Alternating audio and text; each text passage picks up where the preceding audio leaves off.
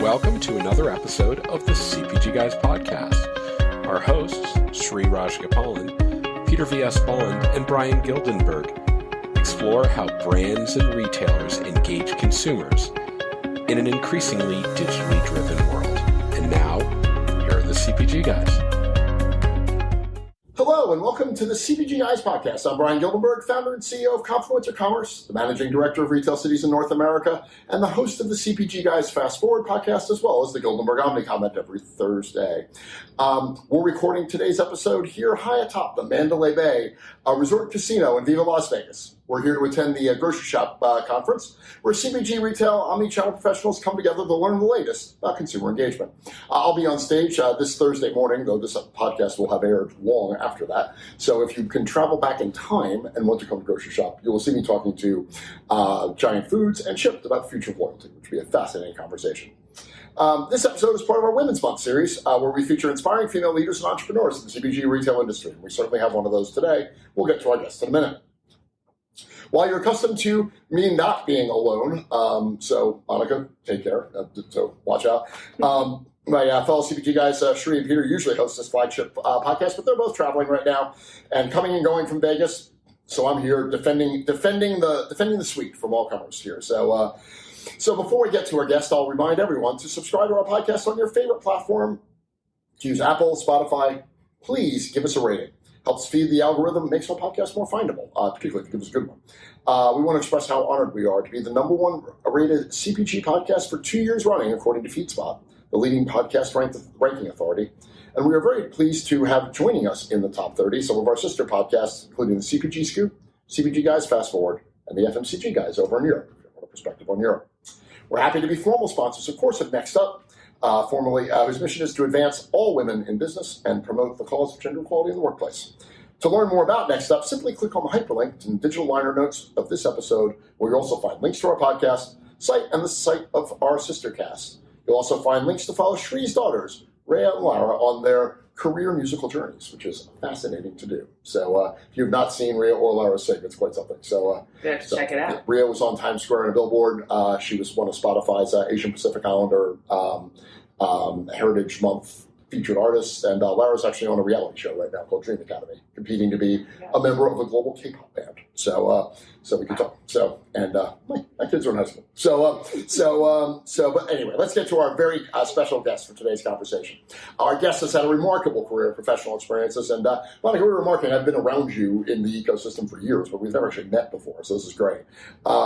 She's working at blue chip CPG manufacturers like General Mills, the Coca-Cola Company, Tyson Foods, and most recently the Kellogg Company, where she's prior to her current role, where she served as the Chief Global Growth Officer. In late 2022, she joined Tropicana Brands Group, where she now serves as the CEO of the company's Tropicana and Mainstream Brands division. We're excited to speak with her about all the juicy things happening at Tropicana, and as a Gators fan, Florida near and dear to your heart for many reasons, not just because it's where all of your product comes from. Absolutely. Yeah, so that's great. So please join me and welcome to the podcast, Monica McGurk. Monica, how are you? I'm great, Brian. Thanks for having me. It's so great to finally meet you in person. Yeah, great to meet you in person, and thank you for putting up with my inability to manage our technology to start the episode. So I appreciate making time to speak with us right after your stage appearance at Grocery Shop. So you're on stage. And before we get to the questions, why don't you provide us an overview of your Tropicana Brands Group and obviously what your role is there? Yeah. So Tropicana Brands Group was formed as a carve-out of PepsiCo in 2022, so 2 years ago, as a joint venture between PAI, a PE firm that's based in Europe, with very, very deep food and beverage expertise, and PepsiCo, which remains a minority interest holder. The whole purpose is to unleash this beautiful portfolio of brands. Names you'll recognize like Tropicana, Dole, Izzy, Kavita, Naked, all of which have deep juice-based heritage. Marry that expertise, a big investment in insights, innovation, R&D expertise, data and analytics, with a very secure supply chain. In this entrepreneurial environment where the mandate is to go big, go bold, go fast, and unleash profitable growth for us and for our retail partners. So it's a really exciting opportunity. The biggest startup many of us will ever get a chance to be a part of. Yeah, I was going to say, it sounds awesome because you've got all the entrepreneurial spirit, obviously, of startup, but the capital structure of something that isn't a startup. So as somebody running a startup right now, I can tell you that your situation's better.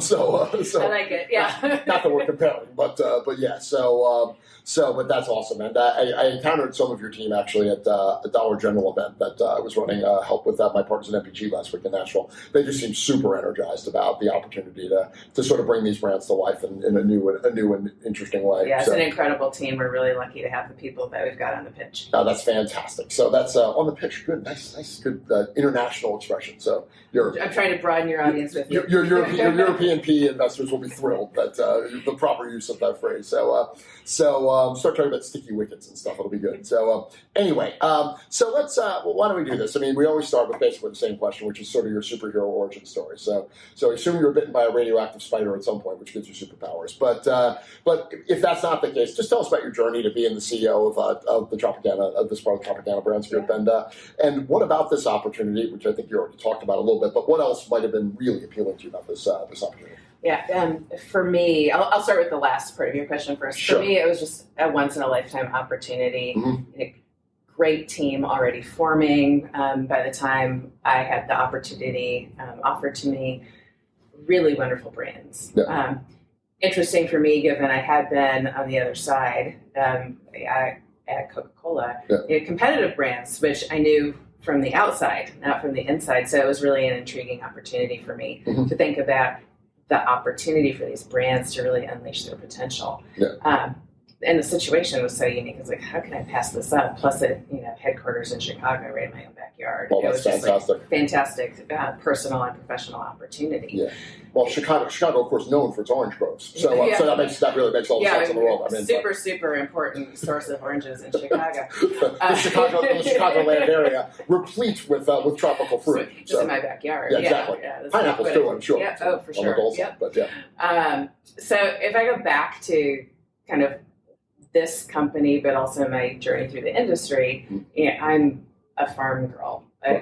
We didn't actually farm. We rented out our land, but I come from farm families on both sides. Nice. And so it was always, agriculture was in my blood. Oh, that's the idea of nourishing people was in my blood. My first actual job, other than babysitting, was as a contract grower of cucumbers for a pickle manufacturer. So I kind of started out that way, and all along the journey, whether it's been a functional leadership role, usually in the commercial or strategy space, or P&L leadership role, it's really been around reframing the art of the possible, bringing naysayers into the tent, because usually people who object, like you can't do that, it's never going to work, they have that point of view because they've learned through experience. And so if you can get to the kernel of, well, what is it that caused it to happen or not work the last time, and solve for that with a good dose of consumer centricity, customer centricity, technology, that you can unlock really, really interesting problems. Yeah. So I really get jazzed about that. I get jazzed about the idea of unlocking nutrition, affordability, availability of food at scale. And so I think a lot of the problems in our global food system, they're only going to be solvable by big companies that think differently about the marketplace. Well, I think it's fascinating in there that you hear a lot of leaders talk about reframing the art of the possible and bringing naysayers in. What was, I think, really intriguing about that comment was the degree of empathy you had for the naysayers, right? That's not often something, but you were able to say, you know what? They're that way because they were taught to be that way. So, well, they have good insights. Right. I have found bringing people under the tent with you and actually listening to them, you always get a better answer, and you'll get there faster. Yes. And then you have their buy-in on the end. So when you go to implement, it's going to go with speed. Yes. It might be bumpy at the start, but it always, in my experience, ends up being better. Well, and I've observed the outcome of some of the success that you've had in your career, because some of the businesses you worked at with clients that I worked with, particularly when I was at Kantar.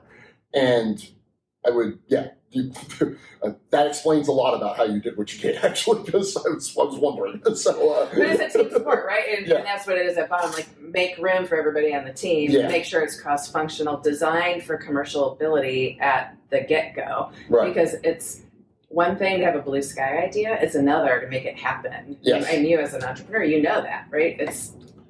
Ideas are a dime a dozen. It's bringing it to life that's the hard part. Sure, I have a lot of ideas. I get paid dimes for them all the time. So that checks out. I think your math is good. So obviously, look, you talked about this being like this really cool opportunity where you're at a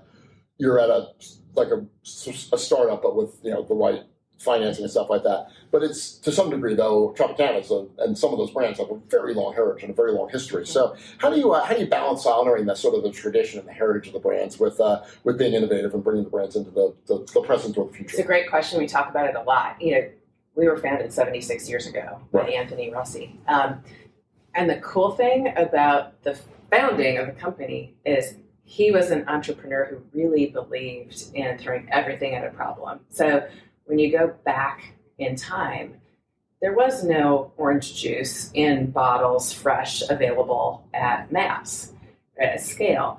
He had to invent pasteurization to make that happen. He invented and developed rail delivery and ships to bring things up the East Coast to get it to market.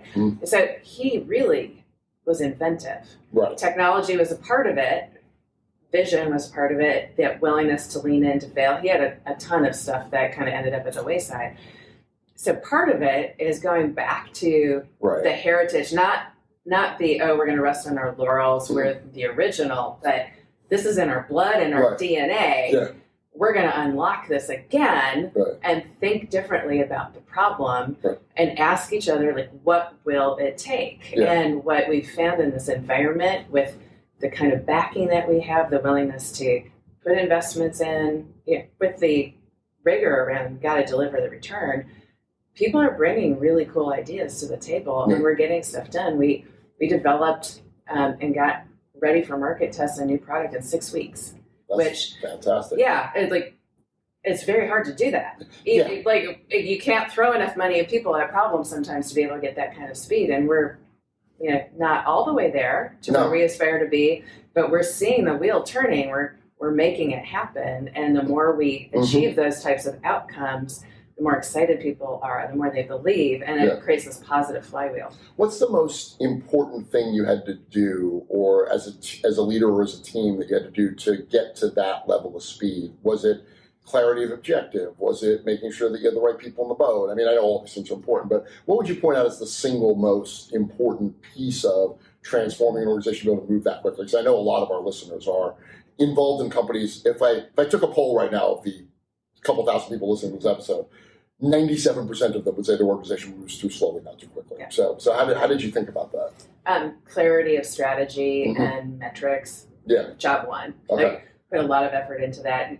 Before I even showed up, there was a big effort breaking down the business, defining what is the path to the EBITDA exit that we want. How are we going to get there? What does that mean for distribution, for velocities, all of that? Like very, very granular metrics that you can then assign out, if you will, to people to make sure that the hows are going to deliver those whats. Right. With a lot of stewardship of the metrics against them. And we have the saying, red's our friend. With that kind of clarity, when you've got red, it's not a punishment. It's okay, what do we do? How are we going to surround the problem? What do we have to do? Whether it's shifting resources, rethinking the path to make it happen. So that was the first thing. Second, for sure, the org structure and the people in the boat matter. Yeah. Oh, yes. And it's not a legacy person versus new person. It's more like, what are you wired to do? Some people, they're super excited about this kind of freedom and responsibility because it's both. Yes. Right? The empowerment comes with great power comes great responsibility. Exactly. That's the Spider-Man story again. And some people love that. Right. Yes. Like they've been waiting for this their whole lives. Other people, it makes them really uncomfortable. It's not for the faint of heart working at this pace. Yeah. Because we're separating, we're transforming, we're turning around in some cases parts of our business. So it's a lot. Yeah. You need people with the bandwidth, the appetite, who thrive in that environment and want to cut through and will respond to the question, what will it take? Right. And I think that's what we keep coming back to, is just having those conversations. What will it take? What will it take? What will it take? Right. And making it happen. And that's there are a few things that a leader can do, and one of them is removing roadblocks. And so having that kind of a culture where people can raise the roadblock, not in a complaining way, but like, let's solve this together. Yeah, like there's a block in the road, somebody might as well point it out. Yeah, exactly, and not hide it. Like there's no value in hiding it, sweeping it under the rug. Let's solve it together. Awesome, that's cool. And then you had mentioned as one of the really important frames about trying to get the business back to a more like starting with a consumer-centric approach to things. So how has Tropicana been adapting to changing consumer preferences in terms of how they define what healthier beverages are? I mean, orange juice was in the food pyramid for years, right? But now people have different concerns about different things, and there's different parts of your portfolio that hit different parts of that. How's Tropicana, do you think, adapting to that? I think we're well on our way. Mm-hmm. A lot of it has to do with just deploying the portfolio, as you were pointing to. So Tropicana orange juice, yes. I'll set aside for a moment. Right. Just know, Tropicana is now in like 80 different forms of juice. Yes. Right? I've noticed that when I go to the juice. There are drinks with different levels of juice content in them. Right. The other brands, Dole, Kavita, Twister, you name it, they all have a different level of juice content, and that's very purposeful. Yeah. Because they're for different occasions and need states. If you want something that's hydrating or for energy, you're going to be looking for a different kind of mouthfeel, a different kind of juice and calorie content. Right. If it's with food, without food. So like breaking that down into occasions and need states and understanding what needs to be in the package and then what is the package itself, right? Because if you don't need a 20 ounce of something if you're in a snacking occasion and you want something smaller for on the go. So we have a lot of runway to deploy our entire portfolio against all of those pockets of growth right. where we're underrepresented. Mm-hmm. Go back to orange juice. There's a lot of talk sometimes about sugar yes. content, right? And is orange juice unhealthy? Mm-hmm. I'll set aside all of the conversation about balance, moderation. Everything is unhealthy at some basic quantity. Yeah. So the reality is there is no added sugar in Tropicana orange juice. No. Never has been, never will be. No. We are leaders in providing zero sugar and low sugar options in our portfolio. And then there's just the reality that with that naturally occurring sugar in the fruit, you get a lot of good stuff. Sure, yeah. Right? You get 100% of your daily vitamin C, something that still 40% of Americans don't have enough to optimize their body for, which is crazy, right? Yeah. You get 20 other essential micronutrients. No. You get more potassium than a banana. Right? So there's just like the positive story around why you want this, in addition to it's delicious. Yeah. It is a great accompaniment for all sorts of occasions. You got to tell that story, and you have to have the marketing connections, the engagement with consumer that modernizes the brands and connect with them where they're at. So things like our Tropicana Mimosa Maker, the Crunch Cereal, the toothpaste, those are little examples of brand acts that connect and engage with consumers in a way that is really, really appealing to the modern consumer. Right, so it's portfolio management both around the core juice proposition, managing the juice proposition, then extending the brand where it makes sense to sort of connect to consumers in a cool way. Yeah, and I think you have to be not apologetic about what your brand is, what the product is. It is what it is. It's a great product. There's nothing to be ashamed of. Address the barriers for those for whom it's important and make sure that you're busting the myths where the myths are standing in the way. Yeah, absolutely. Okay, that makes sense. And then continuing along the theme of how consumers perceive the category, consumers have been conditioned to perceive the not-from-concentrate orange juice category as just fundamentally deal-driven, right? So is that changing anytime soon, especially given that we do seem to be in the U.S. moving back towards a more promotional ecosystem than the one we were in for the previous 3 years, where nobody had any product as the chief merchant of one of the largest drugstores in the country put it. He goes, look, for 2 years we didn't have any shelf space to promote it. Things were selling COVID. Last year we didn't have any products. So now we're back in business. Yeah. So the world seems to be moving in more of a promotional ecosystem. How do you see that changing, and how do you insulate your business a bit from the impact of that? Yeah, without going into the details of our pricing strategy. Oh, by all means. It's just us. Nobody's listening. So. No. It's incumbent upon us to make affordability part of the equation. Yeah. there are lots of levers to that. Pack price architecture is one, reformulation is another. So I would say we're looking holistically at all of the levers so that we can keep people in the category, attract new entrants and households into the category, and position all of that mainstream chilled set in the grocery for growth. Mm-hmm. And the beautiful thing about that part of the store is our research with shoppers shows like, what you put in that set has a huge halo effect on the retailer banner, brand perception, the perception of the perceived quality of their fresh selection, of their health and wellness selection. So it's really powerful to get it right. Yeah. And if the pricing is out of whack, whether it's list price, the promotional strategy, that's not healthy for them. It's not healthy for us. So we've all got a responsibility to make sure that we're adjusting with inflation, adjusting to keep people in the market. Well, yeah, and I think one of the things I think is always really interesting about this is that the good, better, best, or opening price point, good, better, best relationship in a category was pretty well established in those categories. The prices have moved a ton in the United States. I mean, obviously, in your categories, they go up and down a little bit based on what appears to be the last 20 minutes of Trading Places, the movie, which I remember when we went to business school and they said, what do you want to get out of business school? I'm like, I want to understand two things. I want to know how the Publishers Clearinghouse Sweepstakes makes money, because I don't understand that. And I want to understand the last 20 minutes of Trading Places. So those are my only objectives in business school. But it's interesting, as that relationship got broken a bit, as the price of everything went up, it didn't go up evenly. I think cracks have emerged in categories that are creating opportunities.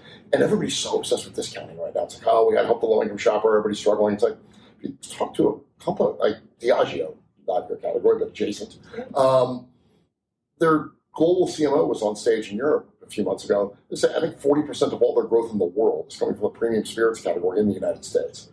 And it's because premium stuff didn't go up in price as much as the everyday stuff did, so the price gap's different. Yeah. So I think there are real opportunities in when you've got as diverse a portfolio as you do to think about this category moment as a chance to win, not just a chance to play defense. 100%. Right? Value is not about price. Value is about what you deliver to the consumer. So there's affordability to bring new users into the category. But this is also a category that I would argue has been underserved by innovation and premiumization. That's fair. So that's part of why we exist, is to think, again, as the experts solely obsessing about this category, what can you do with these brands to bring news and excitement and new value that is enough that consumers are willing to pay for it? And I think we've got a tiger by the tail. That sounds awesome. So just remind our audience that speaking with Monica McGurk, the CEO of the Tropicana mainstream brands of the Tropicana brand group. So let's continue the conversation. So earlier this year, Tropicana won no less than 3 SABRE Awards for superior achievement in branding, for reputation and engagement surrounding the Tropicana Crunch Cereal, Tropicana Toothpaste, talked about before, and the Tropicana Mimosa Maker, alcohol adjacent.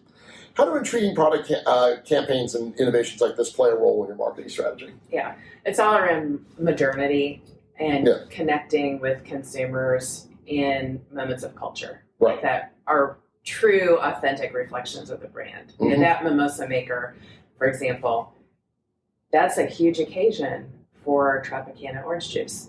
That brunch occasion and the insight around how much juice people put into their mimosa, how they think about it, right? It's just a little kernel, a little nugget that gives us a reason to talk to shoppers and consumers again. Right. So all of our engagement strategies bring that back in, like, what does the brand need to stand for in the mind of the consumer?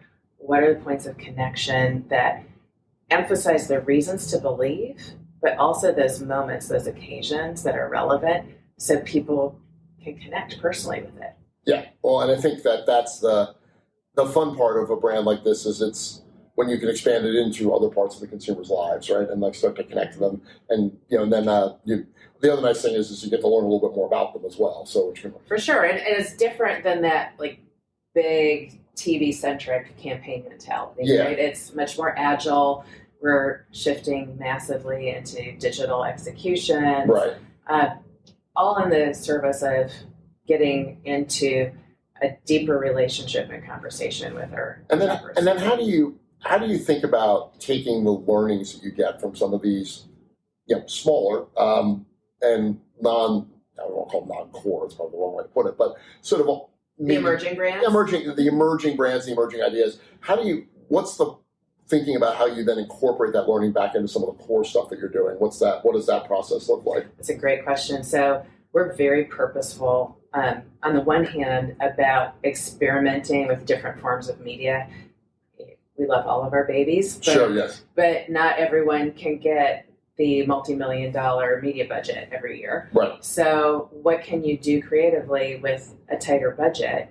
Well, you're going to have to innovate and try new things and take some more risks. And so we can use that purposefully then to come back and change our entire approach to the media mix, how we think about building brands. Yeah. It's really, really fun.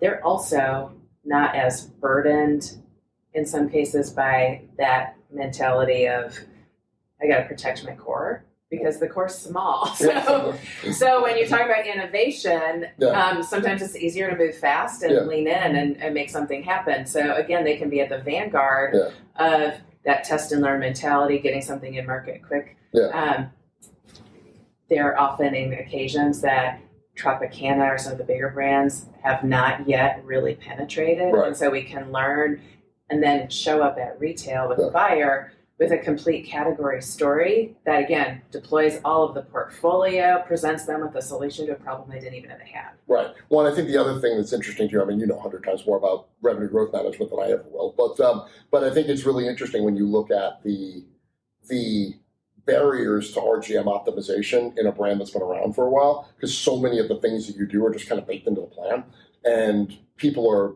change averse to start with, but then if they don't get out in front of the change early enough, and then the plan gets reset, now all of a sudden if you want to change something, you have to change it in exactly the month that it happened, and you have to do it at exactly the same intensity of what you're trying to change. And people are like, hey, you know what, why bother? We'll just run this silly BOGO again, and we'll be fine. So, it takes some foresight and planfulness to land all of the planes that you need to land on some of that stuff.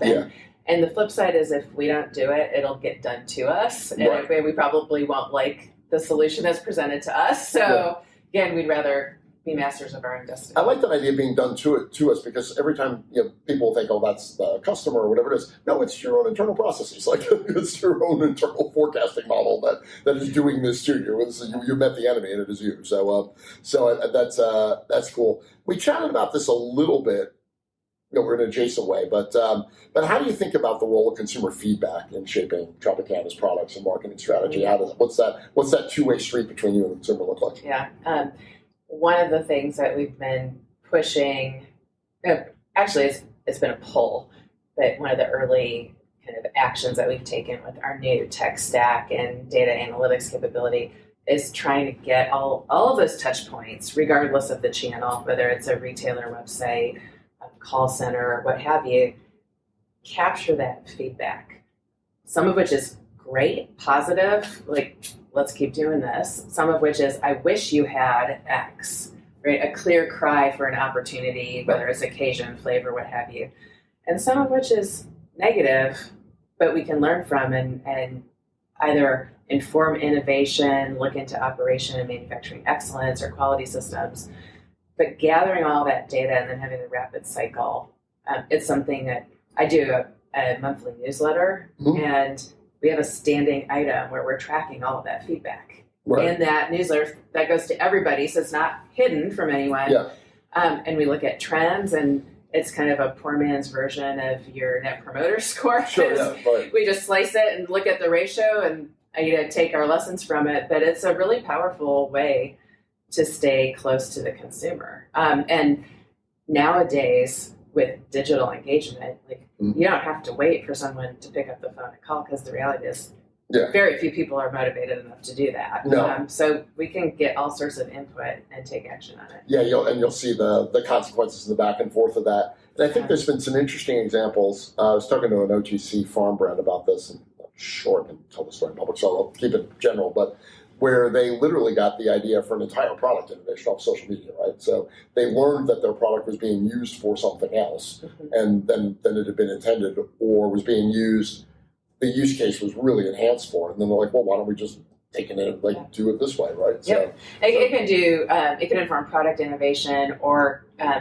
marketing activities, like those brand acts we were talking about earlier. A lot of that inspiration came off of TikTok and observing behaviors that were being featured in people's TikToks.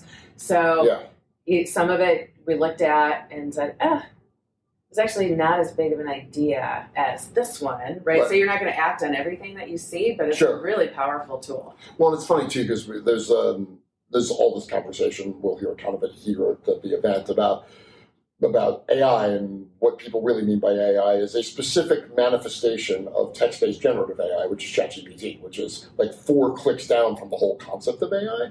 But, it's like, we were in a conversation last week with a couple of clients, and it's like, well, we could talk about AI, or we could talk about the fact that 71% of millennials are doing, or Gen Z are doing product search on TikTok, which seems like a bigger problem, because you know more about AI than you do about how people search for stuff on TikTok. And the AI is going to be a thing in like 3 or 4 years. This is like a thing now. And the way that consumers are engaging with brands is really kind of changing, isn't it? Like from your perspective? It is. And I think it means that the fundamentals are even more important in many respects, right? Because you've now got all these channels and the ability to just bombard people with messages. Right. And they're going to tune you out if what you say doesn't resonate with them, if it's not relevant to them. So you go back to your marketing fundamentals, the power of a great creative idea, knowing your brand foundations, what your brand stands for, the messages you're trying to land, all of that becomes absolutely crucial, because if you can't get that through in a TikTok, in a Facebook post, in a banner, like, you're done. Yeah. Right? So you have to be a really excellent marketer, invest in those fundamentals.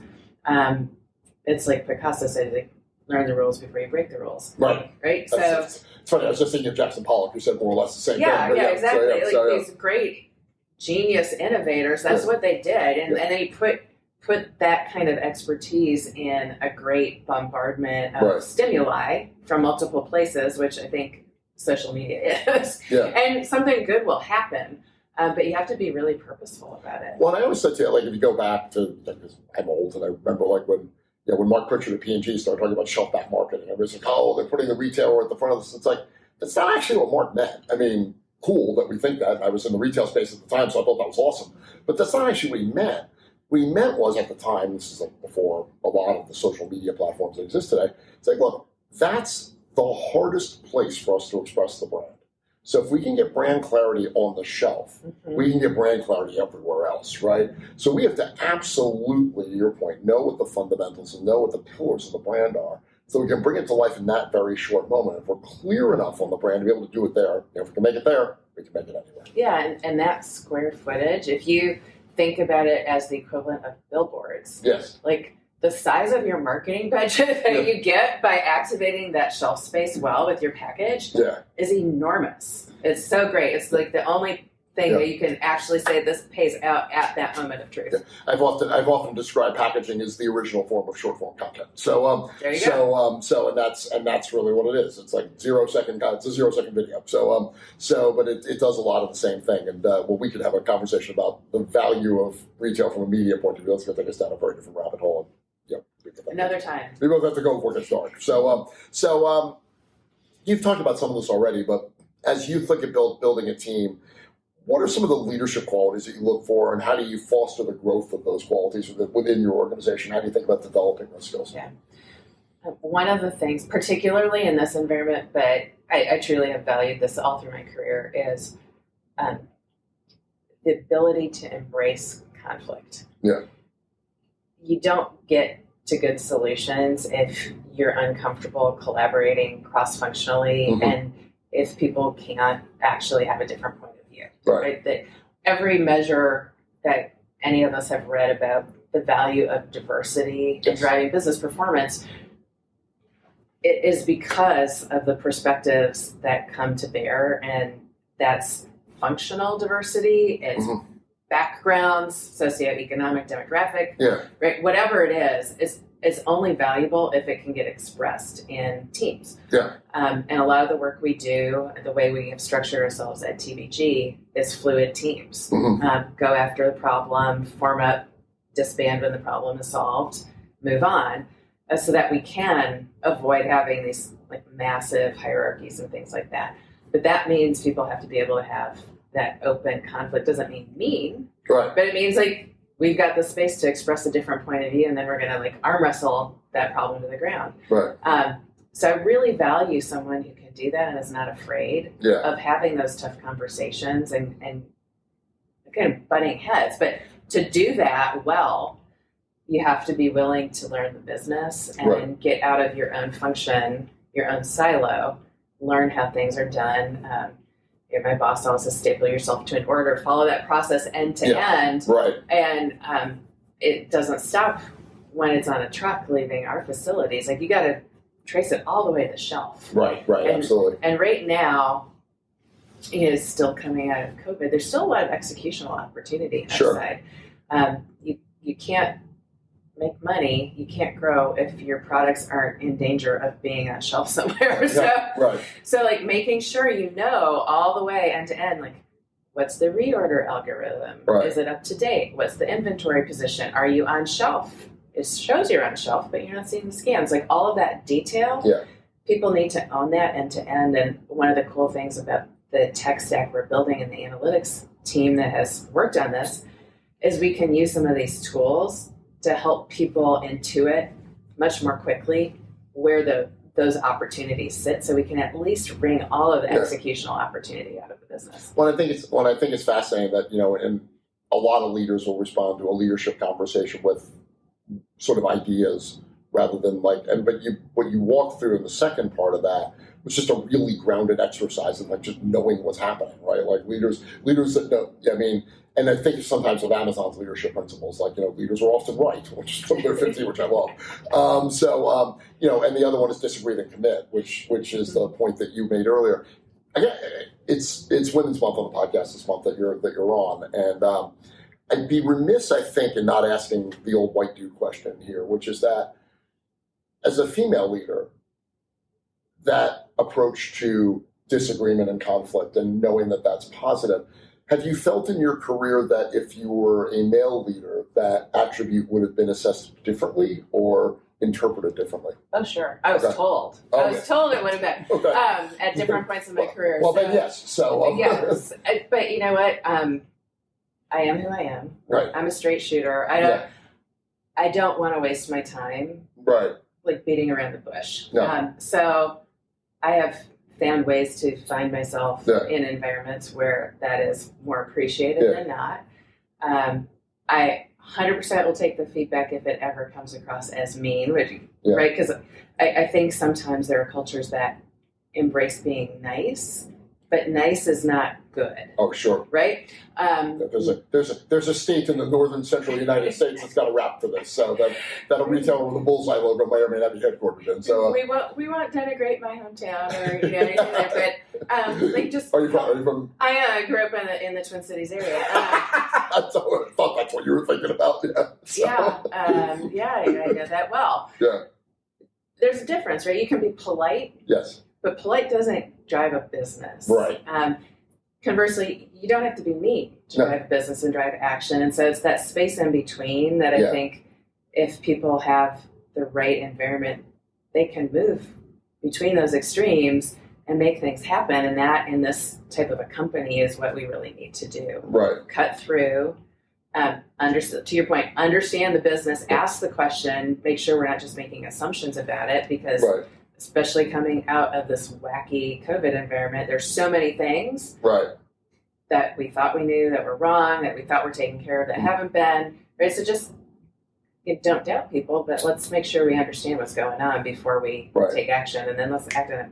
Well, I think, and if I can interpolate the way that you responded to that feedback, which let me just explain your answer to you. But it was. But no, I thought it was interesting in that it's like, I'll hear the feedback. I'll listen for if it's outside my boundaries. But if it's within my boundaries and it's feedback and I can choose to I can choose to do with that feedback what I want. Yeah. As I always say, feedback is a gift, but most gifts get returned. That is a fair interpretation of it, and it's a fair for everyone. So, standard. Let's talk about the standards we have on a team. Yeah. And if the standards are being applied differently, let's talk about why. Right. And again, we don't have to make it a gender issue or any other type of issue, but just say, why are the standards different? And what does that mean? What do those words mean to whomever is engaging in that feedback conversation so that we can resolve it and move forward? Awesome. All right, excellent. Well, thank you for exploring that. I was curious. So my last sort of actual question, and we've hit on this at a top level a couple of times in here, but what do you think are some of the key consumer trends that you think are going to provide Tropicana for the best opportunities to build loyalty to the Tropicana brand? Or just what are the most important trends, and then what do you think are the attributes of the attributes that you need to be able to leverage within those to generate loyalty to the Tropicana brands? Well, some of these are maybe time-bound or specific to the current environment, but there's a shift now after all of this time at home. Yeah. Shift not to full return to work, but definitely to hybrid situations and more on the go as people are getting back into the office more, traveling more, all of those things. So that portability, the right size for those occasions, and a shift in need, because you're not necessarily trying to have breakfast all the time, right? You might be having a snack. You might be having an accompaniment to a snack, a salty snack. So having the right product in the right package in the right channel is certainly an opportunity for us to continue to build loyalty. When I think across the temperature states that we deliver some of our brands in, Dole, Tropicana, for example, we often anchor on the chilled set because that is the premium. It is definitely a premium space in any grocery or mass retailer. But we also have stuff in the ambient aisle. Right. And that aisle catches people who might be struggling to afford some of the other product, and so it plays a value role. It's also a great way to capture on the go and other occasions. You've got a whole bunch of offerings in the ambient aisle that play to special needs, kids' nutrition, things like that. And so I think understanding how to play into that ambient space in a bigger way, think like a big block of orange with Tropicana, right? That would be really, really valuable. Then you can get into form innovation, could be there, could be back in the chill case, that can get you into value-added nutritional opportunities. So you think about all of the myriad of ways that people shop the vitamin aisle, or how people think about aging adults and supplements. There's lots of room for beverages in general to continue to lean into those spaces. And there's equally as much opportunity for us to think about premiumization in the way that the wine industry has first press, single grove. Well, all sorts of things. Just throw the word artisanal in front of it, you'll be fine. So there you go. And it's crafted and it's authentic is the cool thing. There are only 12 people in the world who are qualified from a sensory standpoint to evaluate the 40 different attributes from a sensory point of view that we use to make our master blend. Right. That's pretty cool. There are 12. There are 368 master songs in the world. There are 12 people who work on Tropicana with that skill set. That's fascinating. Isn't that cool? That is cool. So again, go back to... We should have all 12 of them on the podcast. That would be super fun. So. They would have fun with that. Yes, it's the storytelling. Again, not the dated origin story, but the reality of this is a crafted premium product. That's amazing. I mean, your marketing team go feel we hand-pick still. Every orange is hand-picked. Yeah, well, how else would you do it, right? So whack with a baseball bat probably doesn't work. So. Super cool. Yeah, that's fascinating. Well, I do think, too, that you're taking aim at some categories where, with all due respect to my dear friends, sell vitamins, minerals, and supplements for a living, never really look at that category as an example of clarity clarity of proposition, right? You got it. It's a difficult category to navigate, and I think there's an enormous amount of, I think, really interesting opportunity from a needs state point of view to think about how solutions can sort of do that. So, well, that was awesome. So, everybody, just going to remind everyone listening about the CPGGuys.com URL. You can find all of our content, and if you think you or your company have some thought leadership that rivals this, one, good on you, because this was awesome.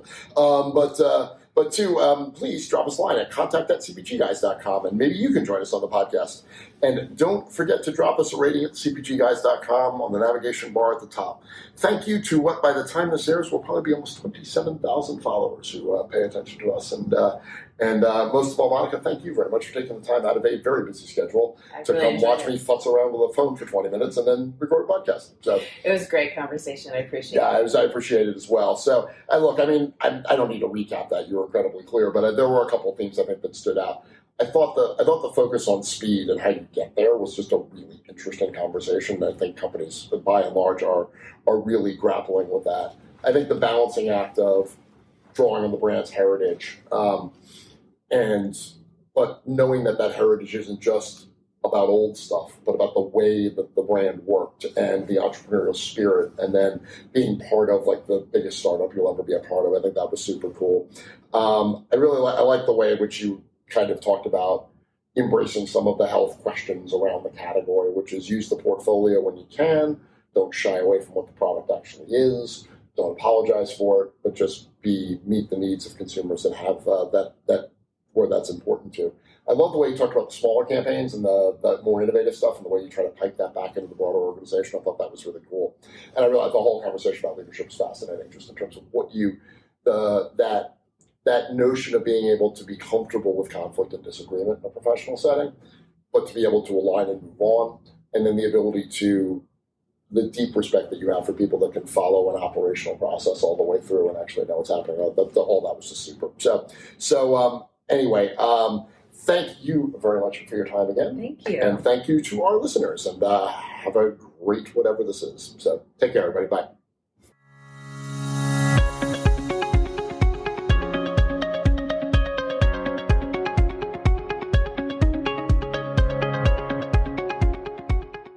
The content in this podcast episode is provided for general informational purposes only. By listening to our episode, you understand that no information contained in this episode should be construed as advice from CPG Guys LLC or the individual author, hosts, or guests, nor is it intended to be a substitute for research on any subject matter. Reference to any specific product or entity does not constitute an endorsement or recommendation by CPG Guys LLC. The views expressed by guests are their own, and their appearance on the program does not imply an endorsement of them or any entity they represent. The views expressed by CPG Guys LLC do not represent the views of their employers or the entity they represent. CPG Guys LLC expressly disclaims any and all liability or responsibility for any direct, indirect, incidental, special, consequential, or other damages arising out of any individual's use of, reference to, or inability to use this podcast or the information we present in this podcast.